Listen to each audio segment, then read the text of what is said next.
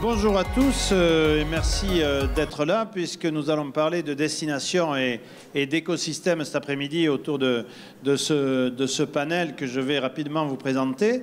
Alors, destination, faire monter votre écosystème en puissance, c'est le thème de l'après-midi autour de ces deux notions, destination et écosystème. Destination touristique, on pourrait y penser des heures à définir ce qu'est une destination touristique. Il n'empêche que c'est une notion qui est assez précise souvent pour les gestionnaires de destination, ceux qui sont les patrons des offices de tourisme ou des comités départementaux ou régionaux du tourisme, c'est-à-dire ce qu'on va appeler globalement les organismes de gestion de destination en français, DMO, Destination Management Organization en anglais. On a en général des idées assez précises puisque la destination correspond au territoire d'influence et au territoire administratif, très souvent, de notre organisation. Pour le visiteur, la destination est quelque chose qui est souvent plus flou. Plus on est loin, plus la destination est extrêmement vague et plus on est en proximité quand on est un touriste, plus la destination est précise. Donc elle est plus à géométrie variable pour le visiteur. Quant à l'écosystème, c'est simplement un constat. Quand on est un paradoxe finalement. Aujourd'hui, on peut être patron d'un organisme de gestion de la destination. On ne maîtrise pas toutes les composantes du séjour touristique.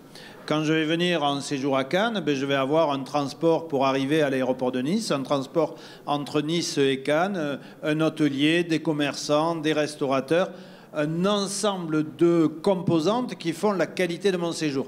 Et l'écosystème, c'est la réussite de la qualité de l'ensemble de ces prestations. Et c'est en ce sens que l'écosystème sera performant. C'est la grosse différence avec les resorts, Club Méditerranée, Center Park, où il n'y a qu'un seul interlocuteur, c'est une entreprise qui a son fonctionnement, sa charte qualité, etc. Et donc l'écosystème de la destination, il est fait d'un certain nombre d'interlocuteurs extrêmement variés et qui ne sont pas simples à fédérer. Et aujourd'hui, notre débat, il va être comment on peut fédérer l'ensemble de cet écosystème, comment on peut le faire progresser de manière à monter en qualité. Et donc, autour de moi, pour en parler, qui vont déjà nous expliquer un peu ce qu'ils font, on va commencer par Anne-Sophie Perran, qui travaille à la CCI Nice-Côte d'Azur et qui s'occupe notamment de l'activité croisière, qui est déjà au centre d'un écosystème, Anne-Sophie. Oui, alors effectivement je me présente, Anne-Sophie, donc je pilote le marketing pour le groupe CCI. Autrement dit, quelle proposition de valeur pour booster l'entrepreneuriat azuréen, quelle formation d'avenir pour les jeunes, nos jeunes d'aujourd'hui, comment on les forme sur des métiers d'avenir, et puis aussi comment on transforme les ports que nous gérons en centres de services et basé sur l'expérience client. Donc on est déjà sur un panel assez large et c'est vrai qu'on a monté, notamment via les ports que nous gérons, un écosystème autour de ce tourisme-là, le tourisme de croisière. Et donc, je reviendrai un peu pour vous présenter tout ça, mais on est là dans un ensemble, en fait.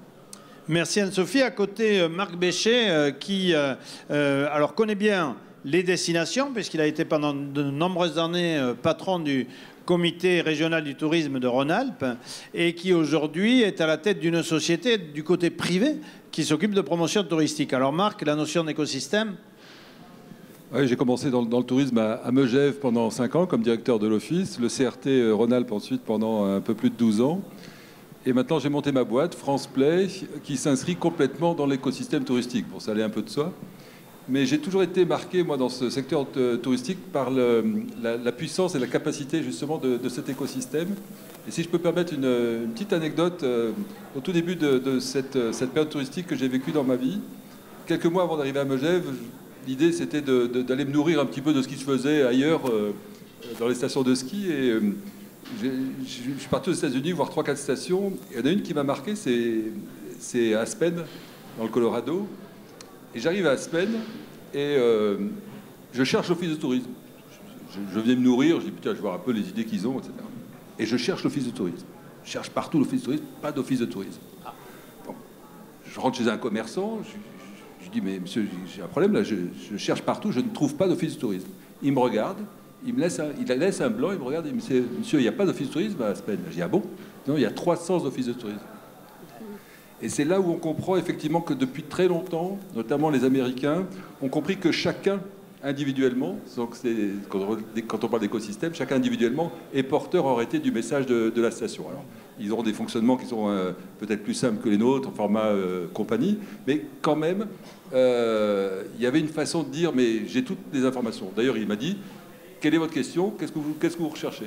Et il avait effectivement quasiment toutes les brochures de tout le monde dans sa boutique. Ce qui l'intéressait, lui, c'est que les gens viennent aussi dans sa boutique pour venir chercher de l'information et accessoirement, pourquoi pas, acheter ses produits. Donc ça a vraiment quasiment marqué toute ma carrière touristique, parce que s'appuyer effectivement sur tous ceux qui sont au contact des clients, c'est quand même pas mal aussi.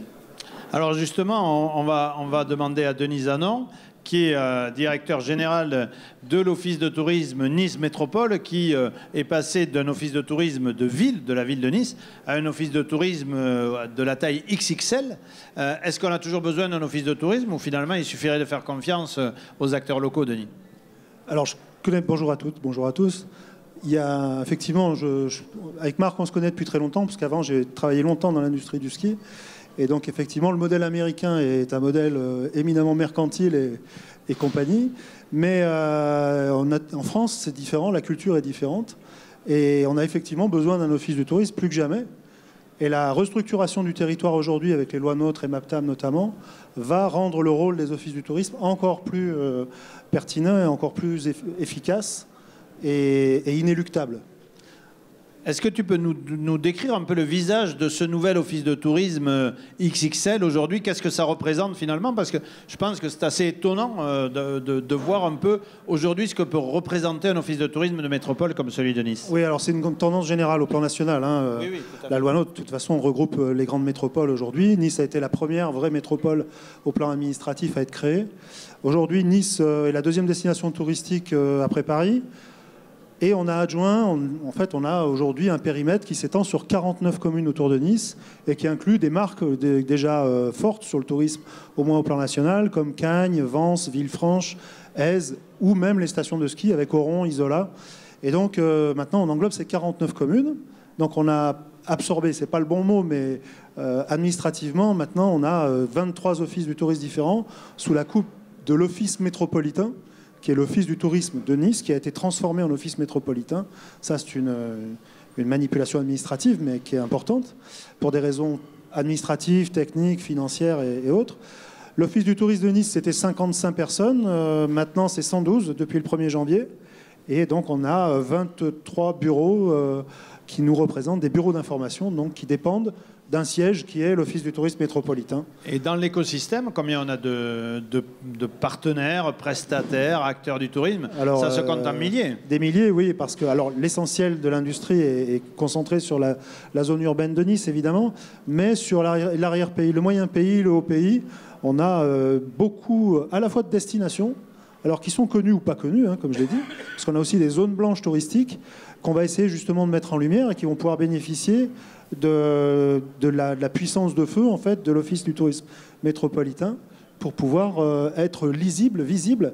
Et même, on va faire de l'ingénierie touristique, puisqu'il y a des communes qui aujourd'hui seules n'existent pas au plan touristique, mais qui, groupées et reconçues, repensées sur des intérêts communs et groupés et mis en lumière par l'Office du tourisme métropolitain, vont émerger sur la carte touristique. Et donc ça, c'est très intéressant parce que ça permet de redessiner un territoire qui est déjà très connu et tiré par une destination capitale, mais qui va, par capillarité, faire bénéficier de son aura et encore une fois de sa puissance de feu, à tout point de vue, communication, marketing, ingénierie, etc., de faire émerger une autre partie du territoire et donner corps à une entité qui, elle, va être beaucoup plus importante. Alors, dernier participant à ce panel, Pierre-Louis Roucaris. Donc, on Bonjour. est sur une destination également, Mandelieu, mais avec une particularité, c'est que pour une filière précise, le tourisme d'affaires, Mandelieu et vous-même ont été à l'origine d'un regroupement beaucoup plus large, parce que justement, l'écosystème nécessitait d'être à une plus grande échelle. Oui, c'était une opportunité en 2008. C'est vrai qu'effectivement, on a travaillé sur la création de Provence Côte d'Azur Events, un pôle de compétences, ce qui n'est pas un mot utilisé très souvent dans le tourisme, sur les rencontres professionnelles, et qui réunit l'ensemble des acteurs, les principaux acteurs. Donc toute la filière, c'est transversal. Ça aussi, c'est assez nouveau, puisqu'en général, on reste entre hôteliers, palais des congrès, lieux événementiels éventuellement, aux prestataires de services, agences. Donc là, on a l'ensemble de la filière. On a 200 professionnels d'Avignon à Monaco. Et donc effectivement, là, on a transformé la possibilité d'avoir... Alors, il y avait des contraintes, mais on en parlera peut-être tout à l'heure, évidemment. Mais là, l'objectif, c'était vraiment créer un écosystème favorable pour effectivement pouvoir répondre mieux à l'attente de nos clients et échanger les bonnes pratiques. Alors, on voit que cet exemple-là, on le retrouve dans les clusters, notamment, où on va prendre une filière, la filière golf, la filière thermalisme, là, c'était le tourisme d'affaires, pour faire fonctionner les acteurs ensemble sur un même but commun, puisque finalement, c'est plus simple peut-être. Pourquoi ça peut... Quels sont, d'après vous, les freins pour que ça puisse fonctionner assez bien dans ces clusters, ces silos, et que parfois, sur une destination, il y a finalement des différences de qualité ou d'investissement des acteurs qui soient si différents? Alors d'abord, les freins sont essentiellement humains. C'est des facteurs humains. C'est-à-dire la peur, l'angoisse de travailler avec ses concurrents, l'absence d'envie, hein, tout simplement. Et c'est vrai que si on prend le cas de Provence-Côte d'Azur Events, parfois les gens sont venus parce qu'on était après 2008, que la crise économique était là, donc c'était un choix économique de finalement mutualiser les moyens. Et je sais très bien que sur les premières années, certains sont venus avec le bras dans le dos, hein, clairement. Mais les choses pouvaient changer. Après, il y a quelques facteurs, bien sûr, qui sont contraignants. Les premières années, quand on a voulu monter Provence-Côte d'Azur Events, on nous a dit non mais vous imaginez pas faire travailler les gens de la Provence, les gens de la Côte d'Azur, les petites villes, les grandes villes. Voilà, c'est trop compliqué. On va pas travailler avec les hôteliers. Les palais congrès nous disaient on va pas travailler avec les hôteliers. On n'a pas les mêmes choses, on n'a pas les mêmes façons de travailler. Donc c'est un travail de fond et surtout, effectivement, la réalité du terrain, c'est-à-dire les moyens et les actions que l'on a menées qui ont finalement convaincu l'ensemble des acteurs de travailler plutôt ensemble. Et on a été factuel là-dessus, on ne leur a pas vendu du rêve, on leur a vendu des actions. D'accord, alors des actions, le fait que ce soit des personnes, enfin, c'est sur l'humain, et puis ce que tu dis, c'est quand les gens ont un peu faim, c'est plus facile. Voilà. Et alors, on a commencé, en fait, on est monté. Hein, c'est-à-dire que les premières années, on leur a parlé à leur ventre. C'est-à-dire, on leur a dit, vous avez besoin de développement commercial, on va essayer de faire ensemble pour pouvoir gagner des parts de marché. Et puis après, au final, comme on est un pôle de compétences, on leur a parlé à leur cœur, on leur a dit, écoutez, peut-être on a d'autres choses à faire, puisqu'on a développé d'autres actions, comme un cluster. Et puis finalement, on est monté aussi à mélanger notre matière grise pour effectivement avoir de bonnes idées. Et dans ce sens-là, par exemple, on ouvre une licence événementielle avec l'ESCAET en septembre. On a développé des applications, on a créé la cellule grand événement. Donc on a après construit un vrai pôle de compétences autour de ce secteur. Tout un écosystème. Oui, Anne-Sophie. Juste parce que, alors, du coup, c'est vrai que, pareil, on a la même dynamique effectivement sur la croisière, où on a monté ce club croisière qui a maintenant plus de 10 ans, avec exactement les mêmes écueils, c'est-à-dire faire travailler plusieurs destinations ensemble, fédérer toute une chaîne de valeur. Et je dirais qu'effectivement, il y a le facteur... Alors déjà, c'est pas simple de définir collégialement qu'est-ce qui nous rassemble, quel est le dénominateur commun qui nous rassemble, et passer au-delà de ce qui peut nous opposer ou nous diviser, parce qu'on a toujours l'impression qu'on ne rentre pas dans une case, qu'on est singulier, qu'on a intérêt à se différencier. Or là, quand on est dans une démarche d'écosystème ou une démarche collaborative, on fonctionne quand même pour l'intérêt collectif. Donc on a ce travail-là à faire, qui est un peu de l'intelligence économique et collective, hein, de dire qu'est-ce qui nous rassemble. Et une fois qu'on a fait ce travail, on va effectivement mettre... Mais pour arriver à dire qu'est-ce qui nous rassemble, il faut que les gens ils viennent à la première réunion. Oui, alors il faut qu'ils viennent à la première réunion. Et je dirais qu'un des freins pour moi, alors pour ceux qui fédèrent, c'est le facteur temps. Ça prend du temps. On est dans un temps long. En revanche, pour les porteurs de solutions qui arrivent, c'est de formidables accélérateurs de business, parce que on y a travaillé, on enrichit les courants d'affaires, et donc voilà. Pour celui qui le porte et qui fédère, il y a ce temps long, parce que encore une fois, ça prend du temps, c'est des strates, on doit définir notre proposition de valeur, on doit la faire vivre, expérimenter, tester, se planter, Mais pour ceux qui refaire. participent, il y a du networking, ça marche bien. Absolument. Mais parce qu'encore une fois, on est en filière. Marc, est-ce que pour toi, c'est la même chose si on est territorial ou filière? Est-ce qu'on y voit une différence déjà? Alors je pense qu'il faut, gommer un petit peu toutes ces différences et essayer à la fois d'agréger et de réunir beaucoup plus d'acteurs qu'on est aujourd'hui. On a tendance plutôt à se réunir entre pairs, souvent les institutionnels d'un côté, les privés de l'autre, les petits acteurs, les grands acteurs. On fait encore un peu trop de différence. On fonctionne toujours quand même un peu par silo. On parle aussi des vrais et des faux, c'est-à-dire est-ce qu'un acteur Airbnb... on peut le mettre dans le cercle ou pas. On en parlait ce matin, justement, dans une précédente table ronde. Voilà. Ça fait partie des différences qu'il faut gommer. Je pense qu'il y a plusieurs choses à savoir, à force d'expérimenter effectivement cet écosystème. La première chose, c'est qu'il faut vraiment que tout le monde s'y retrouve à part égale dans l'écosystème. C'est-à-dire qu'il ne faut pas qu'il y ait effectivement les 2-3 gros faiseurs qui prennent un peu toute la place et puis après tout le monde qui suit. Je pense que ce modèle était un petit peu terminé. On l'a vécu avec Denis sur France Montagne. Le système était un peu, on peut le dire ici, était en train un peu de s'épuiser parce qu'effectivement les stations moyennes et les petites stations ne se retrouvaient plus dans le système. La deuxième chose sur l'écosystème, c'est qu'il faut qu'individuellement on s'y retrouve. Il faut qu'individuellement, ça nous apporte beaucoup le travail qui est fait sur le collectif. Il faut qu'il y ait un apport réel et qu'on puisse même se servir du collectif pour travailler individuellement. Il y a aujourd'hui plein de moyens qui permettent de le faire et le numérique a beaucoup aidé dans ce sens-là. Et le troisième élément, je pense qu'il fait partie des bons ingrédients de la mayonnaise de l'écosystème, c'est qu'il faut des tierces personnes, des nouveaux acteurs qui viennent enrichir l'écosystème. Il ne faut pas uniquement des personnes qui sont un petit peu par consanguinité dans une façon de travailler un petit peu habituelle. Il faut vraiment amener des inputs extérieurs qui viennent vraiment enrichir, un peu décaler, un peu disrupter le système pour aérer, un petit peu amener de l'oxygène. Du coup, là, c'est l'ouverture d'esprit un peu du DMO, ou de l'animateur de cet écosystème, de faire entrer des nouveaux acteurs et de les mettre un peu devant. Alors c'est un peu ce qui se passe, mais je pense que Denis ou Anne-Sophie pourront en parler, c'est sur les territoires d'attractivité, par exemple, qui sont en train de se développer, qui viennent effectivement enrichir la simple attractivité touristique. Je pense qu'il y a aussi ces deux nouveaux acteurs qui rentrent dans l'écosystème et qui permettent justement d'amener cet oxygène supplémentaire. Denis, tu partages Tout à fait, mais je voudrais compléter avec un élément qui est quand même très important et qui est un peu l'élément chapeau de tous les prémices, de tous les écosystèmes que vous pouvez inventer, c'est la dimension politique qui est très contextuelle. C'est-à-dire aujourd'hui, ça peut être un frein, on peut avoir des clivages. On le voit, nous, dans cette région, où on a beaucoup de personnalités politiques qui sont tous en Ligue 1, mais qui ne s'entendent pas forcément. Et ce, depuis très longtemps. C'est des héritages politiques, c'est des montages politiques. Et ça a une vraie incidence sur les organismes qui sont chargés de gérer l'écosystème ou qui sont acteurs de l'écosystème. Donc il faut aussi que la gouvernance a son rôle à jouer. La gouvernance politique joue son rôle à plein. Et c'est elle qui donne, à un moment donné, le feu vert et le blanc-seing pour que les gens se rapprochent, travaillent ensemble ou leur disent de ne pas le faire.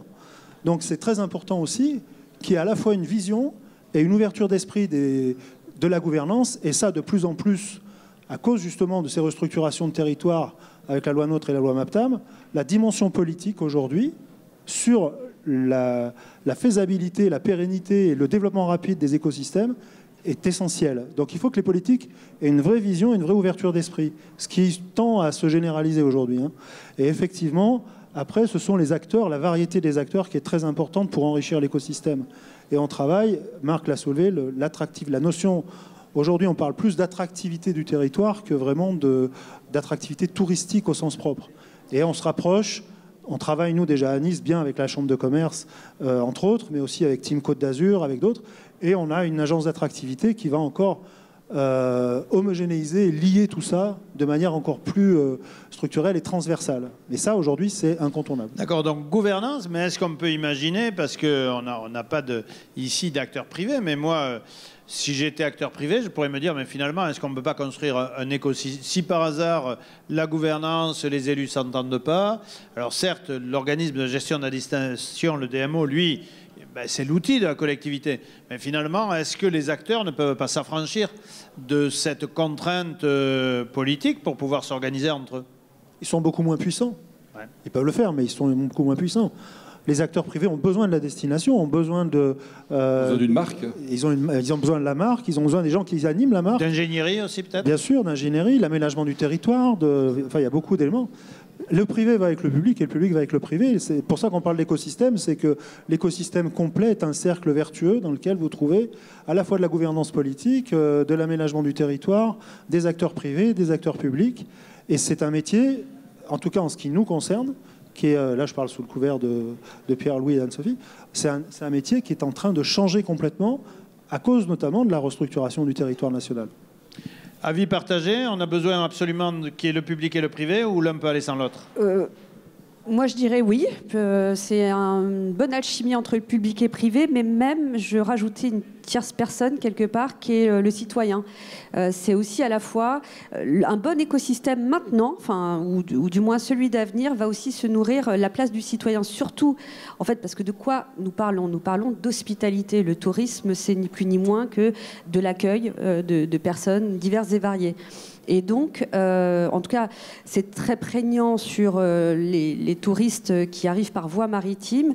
Il y a la bonne acceptabilité aussi de ces touristes-là par rapport aux résidents. Et le touriste, par définition, n'est pas un électeur. Il n'a pas de poids électoral. Donc, on est toujours quand même dans nos approches, dans ce difficile équilibre entre l'apport économique que le tourisme apporte et l'acceptabilité sociétale de ces touristes qui arrivent, parfois en masse. En tout cas, un bateau de croisière qui arriverait sur la rade de Villefranche de 5000 personnes, c'est autant de personnes qui habitent sur la commune. Donc on voit bien là les efforts que nous devons faire pour que tout ça se fasse en bonne entente avec les gens qui sont là et de les respecter aussi, respecter la quiétude des gens qui habitent aussi sur ce territoire. Pour moi, des démarches qui ont fait sens, c'est des démarches comme des greeters. Je trouve ça super intéressant quand on a commencé à développer ça parce qu'on arrive là un peu à mailler, si vous voulez, les touristes qui sont là de passage avec des citoyens qui habitent dans les communes. Donc, pour un écosystème maintenant enrichi ou peut-être disruptif, je mettrais public, privé et citoyen. Marc? Oui, c'est exactement ce que je voulais dire, mais c'est très bien. Effectivement, il ne faut surtout pas oublier le citoyen qui représente quasiment 50% de l'attractivité et de la qualité d'un site touristique, ou en tout cas de ce qui effectivement fait aujourd'hui les bons avis sur les réseaux d'avis, c'est effectivement l'accueil qui est fait au tourisme. Toujours dans mon expérience aux États-Unis, j'avais piqué l'idée des ambassadeurs sur les pistes à Aspen.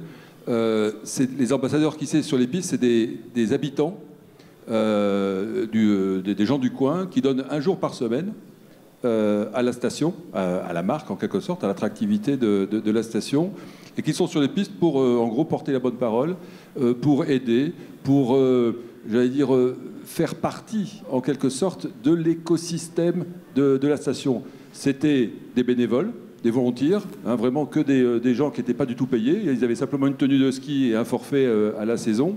Mais surtout, ils étaient investis dans leur commune. Et ça, c'est ce qui est véritablement ce qui se fait de mieux aujourd'hui. C'est, vous parlez des greeters, mais vraiment des gens qui vous accueillent, qui le font de manière complètement non-profit, c'est-à-dire que vraiment de manière complètement bénévole parce qu'ils aiment ça. Et quand on transmet ça, c'est ce que fait maintenant aussi Airbnb avec ses expériences et voilà tout ce que l'on peut transmettre, partager.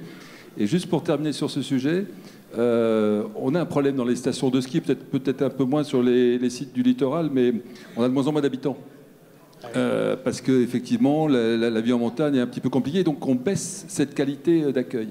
Et j'ai participé en septembre dernier à un colloque en Suisse où les stations suisses, le mot d'ordre c'est arrêtons d'aller chercher les touristes, allons chercher les habitants.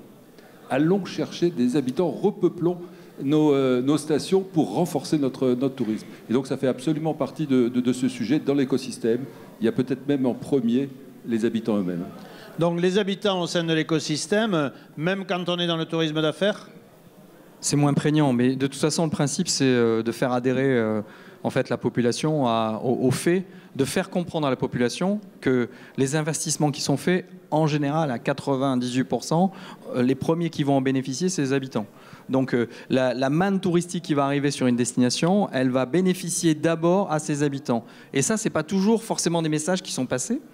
Et l'acceptation, on le voit sur certaines destinations qui effectivement souffrent d'un surtourisme ok, Barcelone, Venise, etc., où les habitants commencent vraiment à être crispés par cette population permanente qui vient consommer très rapidement d'ailleurs les points les plus importants des destinations.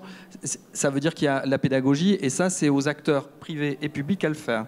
Alors, pour compléter ce qui a été dit tout à l'heure justement sur l'intérêt public-privé, je suis tout à fait d'accord avec mes confrères.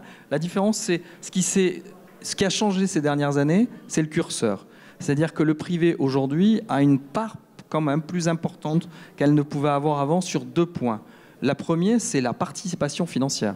C'est-à-dire qu'il y a déjà des pays qui, depuis longtemps, si on prend l'Espagne, ont copartagé, cofinancé l'effort de promotion touristique. En France, c'est essentiellement les institutions, le pouvoir public qui le faisaient. Crise économique oblige, réorganisation, aussi bonne pratique, fait qu'effectivement, aujourd'hui, les acteurs privés commencent à avoir une part importante du financement des actions qui sont menées. La deuxième, c'est que, en général, celui qui paye, il décide aussi, et il y a une part de plus en plus importante des acteurs privés qui participent à la conception des plans d'action, et c'est plutôt bon signe, je crois, et c'est du bon sens. Alors par contre, il y a un point sur lequel on se demande s'ils participent tous, c'est sur la qualification de l'offre et la qualité de l'offre. Parce qu'en fait, le principe de cet écosystème, côté visiteur et côté touriste, c'est que quand j'arrive sur une destination, je peux avoir des grandes satisfactions, et puis dans le même parcours d'une journée, je peux avoir de grandes déceptions. Parce qu'en fait, cet écosystème n'est jamais totalement maîtrisé, puisqu'il est totalement éclaté. Et donc, quelle est la part des privés dans l'envie d'avoir une offre globale qui soit cohérente? C'est-à-dire, je peux avoir un super hébergement, mais à côté, je vais au restaurant et je suis super déçu. Et par contre, je suis dans le même écosystème. Alors, si je peux... oui, Denis, vas-y. Pour prendre l'exemple de... Le train arrive, c'est quoi Pour prendre l'exemple sur Nice, puisque c'est ce que je connais le mieux, on a créé, il y a des labels qui existent, comme le label Famille Plus, Qualité Tourisme, etc., qui sont des labels nationaux et qui sont reconnus. Voilà. Et donc, on a créé, ce qu'on a voulu faire, c'est découper l'offre niçoise en tranches et qualifier chaque tranche. Donc, on a créé... Notre travail, c'est aussi de nous appuyer sur ce qui fait la différence de Nice avec les autres. Donc, par exemple, la cuisine niçoise, c'est tout bête, mais c'est quelque chose de très important. La vague de popularité de la cuisine, tout le monde cuisine aujourd'hui, tout le monde est chef. Et en fait, nous, on a recréé un label cuisine nissarde. On labellise les restaurants. On a un comité technique avec des historiens, etc., des cuisiniers, des chefs, on fait des visites mystères dans les restaurants. On a créé un vrai audit avec un référentiel très complet pour justement faire des visites mystères et labelliser les restaurants tous les ans. Et on labellise plus d'une vingtaine de restaurants qui font de la cuisine traditionnelle. Et derrière, on a toute une campagne marketing qui est dédiée à ça. Ça, c'est pour rassurer les clients. Et ça leur ramène des clients. Et ça rassure les clients. Et on a fait la même chose, par exemple, avec le tourisme gay et lesbien. Alors, on est parti il y a 8 ans. On était à 0. Sur Nice, il n'y avait aucun. On n'était pas ni gay-friendly, ni gay du tout. Par contre, on a une communauté gay qui est très, très active. Et donc, on a créé un label qui s'appelle Nice irisé naturellement et qui sanctionne les établissements qui sont gay-friendly. Mais on ne voulait pas l'appeler gay-friendly. Et donc, on a, année après année, répertorié. On a travaillé avec les associations locales. Et on a créé un label avec un vrai référentiel d'audit. Et on fait des visites mystères également. Et tous les établissements sont sanctionnés. Aujourd'hui, on fait figure de référence auprès de l'IGLTA, qui est l'association internationale des agents de voyage dans le monde qui sont spécialisés sur le marché gay, qui est un très gros marché, et qui prennent Nice comme exemple. Et on fait ça pour tout. Le patrimoine, la culture, c'est très important. Alors, juste pour terminer, parce que faire un label pour faire un label, c'est une chose, mais l'idée, c'est d'impliquer les acteurs. Et nous, pour avoir le label, les acteurs sont obligés de participer à des séminaires de formation avec des intervenants extérieurs. Et si vous voulez avoir le label, c'est pas le tout de lever la main en réunion et dire moi je veux travailler avec le segment gay. Il faut non seulement participer, avoir un établissement qui soit conforme au référentiel, mais participer à des séminaires de formation tous les ans, 2 fois par an. Et on a des visites mystères derrière avec un vrai référentiel d'audit. Donc il faut professionnaliser la démarche de qualification. Et donc l'idée, c'est de dire aux visiteurs, vous arrivez sur une destination, on a qualifié des écosystèmes avec des acteurs qui se sont engagés, et là, on peut vous garantir une certaine qualité. C'est traduit dans le marketing de la destination. avec des supports, du marketing opérationnel, de la communication, etc. Ce qui est sûr, c'est que si on lui parle comme ça, il risque de s'enfuir. Attention, chez nous, il y a des écosystèmes.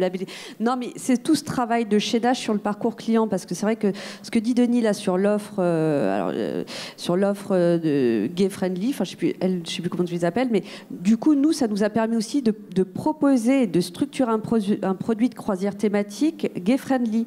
Et donc, voilà, c'est de dire aussi, comme on y a travaillé et comme il y a ces programmes de qualité et ces formations aussi qui sont faites aux prestataires touristiques, on est quand même garant d'une certaine unité de service client et ça nous permet d'étendre, nous, les produits vers d'autres horizons. Donc, travailler par ce biais des parcours clients, par ces thématiques, alors culture, sport, golf, vin, ça nous permet quand même de chaîner des produits de qualité à proposer aux clients. Oui, Marc, toi maintenant qui es passé de l'autre côté, qui était destination et puis maintenant dans le privé, est-ce que c'est toujours la bonne solution d'être qualification par filière et essayer de... Alors, moi, je travaille beaucoup maintenant sur les contenus. Voilà, ce qui se produit en images sur la destination, parce que je trouve que ça valorise beaucoup d'ailleurs l'offre, hein, clairement.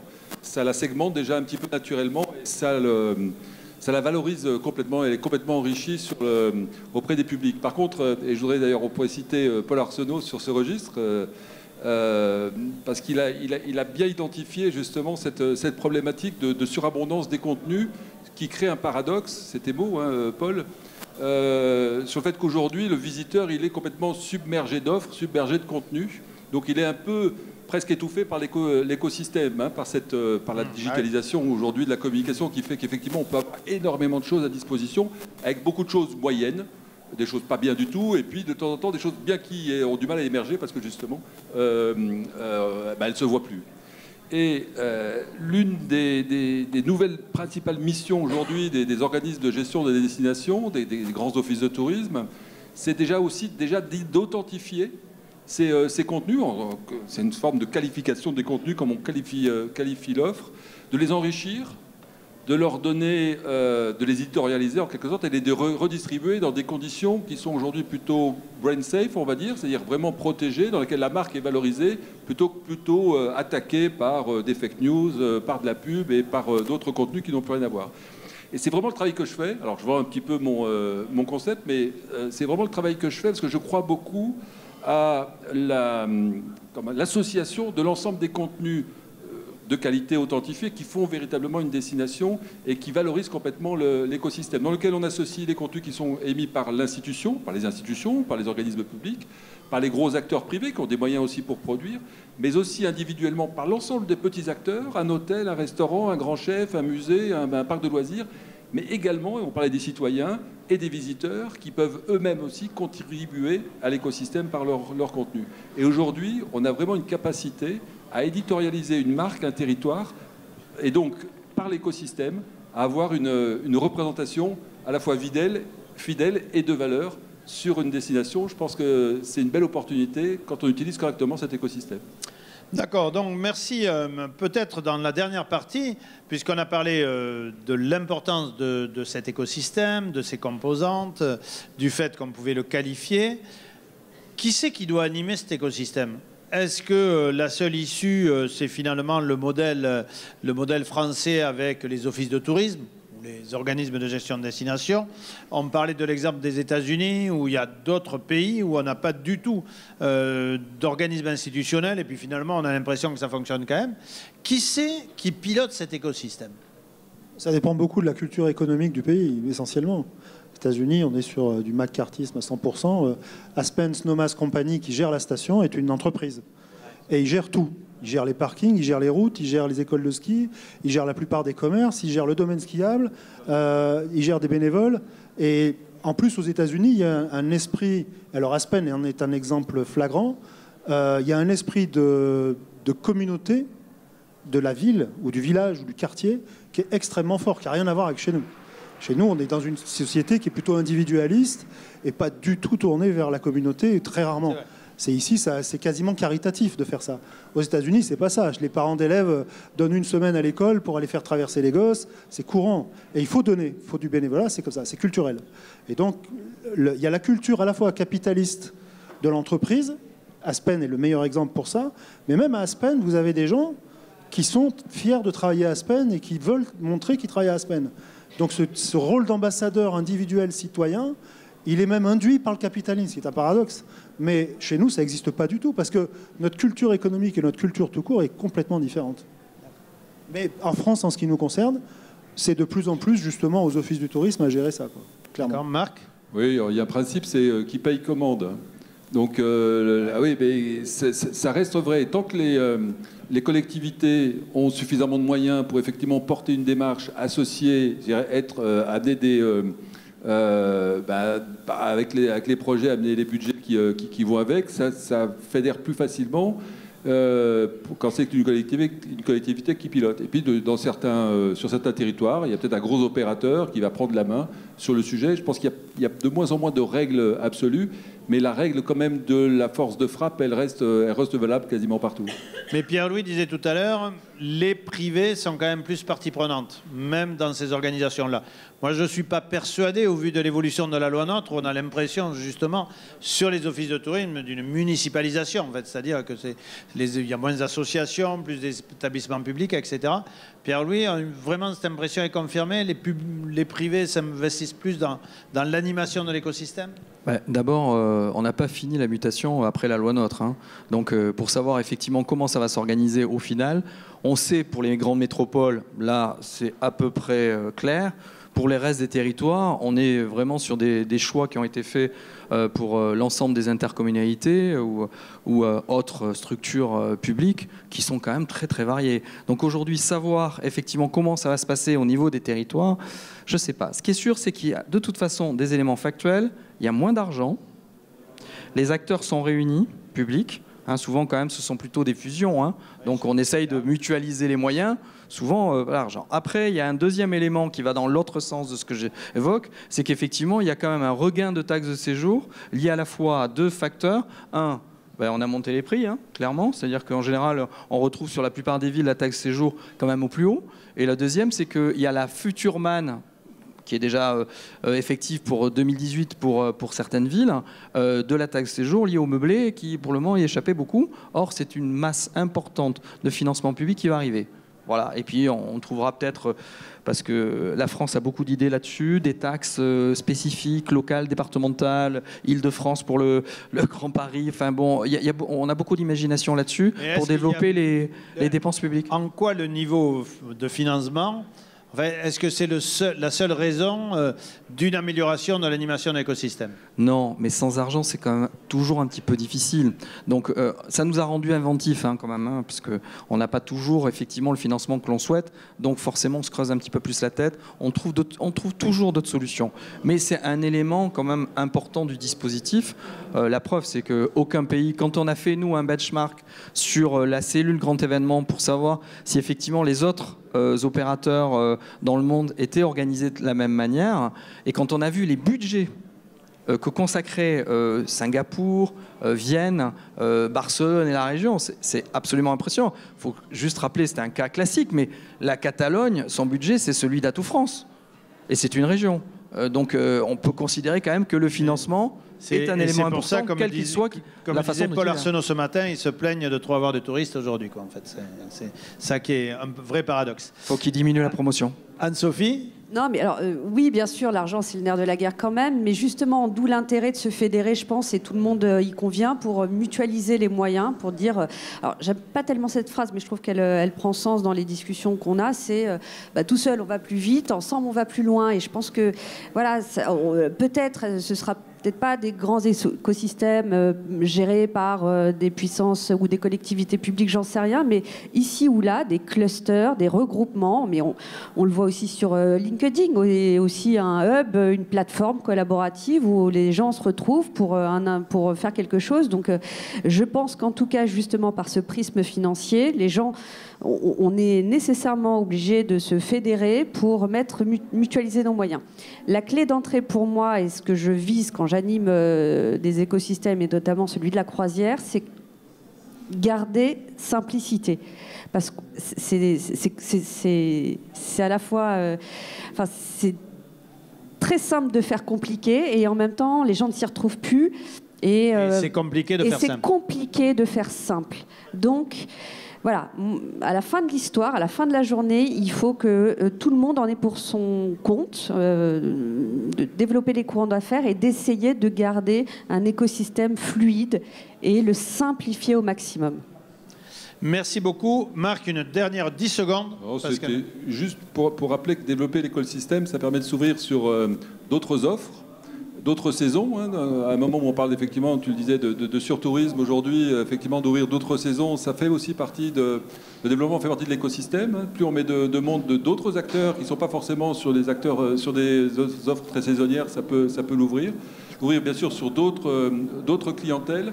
Et donc forcément derrière aussi d'autres financements et d'autres habitants. Et donc du coup, je pense que l'écosystème, il a aussi une résonance sur une façon de l'ouvrir beaucoup plus qu'on ne le fait aujourd'hui. Merci beaucoup pour ces paroles qui seront la conclusion de cette séquence. Merci Denis, Marc, Pierre-Louis et Anne-Sophie pour votre participation et j'espère que cet échange vous aura intéressé. Merci beaucoup.